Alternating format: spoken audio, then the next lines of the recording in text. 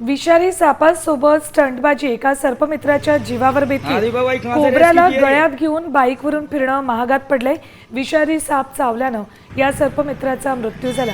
ज्याला हजारो सापांना वाचवलं त्याचा मृत्यू विषारी साप चावल्यानं झालाय। ही घटना मध्य प्रदेशातल्या गुना जिल्ह्यात राघोगडमध्ये घडली। दीपक महावर नावाच्या सर्पमित्राचा साप चावल्यानं मृत्यू झाला। अब आप अभी तक बनाते तो वीडियो अच्छा बनी वीडियो मत हाँ दीपक भाई कहाँ से या रेस्क्यू किया ये? सर्पमित्रानं कोबरा सापाला आधी रेस्क्यू केलं, नंतर त्याला गळ्यात घालून तो गाडीवर फिरत होता। मुलाला शाळेत सोडायला गेला आणि तिथून येतानाही तो साप तसाच त्याच्या गळ्यात होता।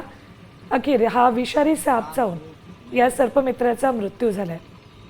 मध्य प्रदेशातल्या राघोगड मधली ही अब आप घटना। अभी तक बनाते तो वीडियो अच्छा बनी वीडियो मत